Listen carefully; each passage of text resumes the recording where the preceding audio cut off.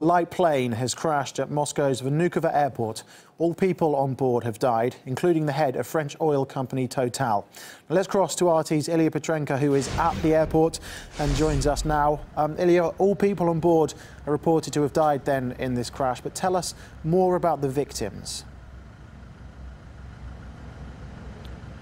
I'd like to talk about the statement that has just been released by the officials at the Vnukovo airport, which you can see right behind me. It's the third biggest airport in Moscow. The statement confirms that the CEO of the French oil giant Total, Christophe De Margerie, is among the 4 victims of that plane crash that occurred about 5 hours ago.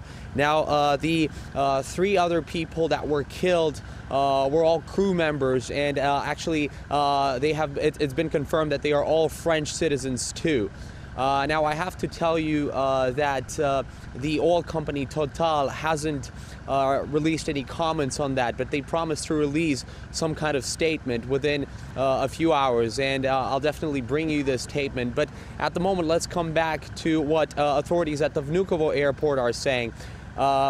They say that they're saying that the plane was taking off, of course, on that runway, and then then it collided with a snowplow vehicle, and that caused some serious damage to the engines, and then the plane couldn't simply take off. The damage was too serious. The plane caught fire, and unfortunately the rescue teams couldn't do anything about it, and all the people on board were killed. Now, we also know that possibly an explosion was so powerful that the debris was scattered around 200 meters. Well, as you say, Ilya, preliminary information says the plane collided with a snowplow while trying to take off. Is there any word on how this was allowed to happen, how this could have happened? Well, I can tell you that the authorities are currently looking at 3 versions. First of all, it's of course the terrible weather conditions around here now. I can tell you that it's still extremely foggy here, but then of course they haven't ruled out the technical fault option, and also human error. What I can tell you is that initially there were conflicting reports on the number of people killed, because first it was reported that the death toll is actually 5 people, because the driver of that snowplow could also have been killed, but that hasn't been confirmed. They say he's still alive and there's no damage on the ground.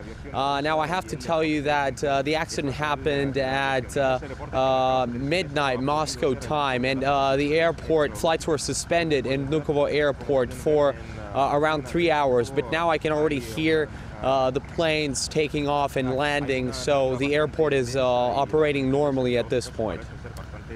Ilya Petrenko reporting. Ilya, thank you very much. Now let's look at what kind of plane this private jet was. The Dassault Falcon 50 was originally developed to complete long-distance transatlantic and transcontinental flights while still maintaining a short takeoff distance and a comfortable cabin. At the time of its completion, Falcon 50 was the first private jet with intercontinental range on the market. It was originally designed to carry 8 to 10 people, but can hold up to 19 passengers. Also, Falcon 50 is one of the rare jets to use 3-engine configuration with a separate fuel system for each one. Now, these characteristics make it possible for the jet to fly up to 7 hours non-stop with fuel reserves.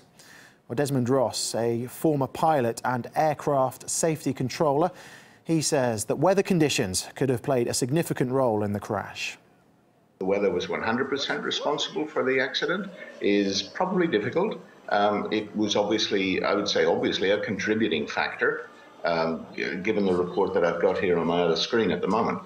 The pilot's decision to fly, should they have taken off in the first place or not?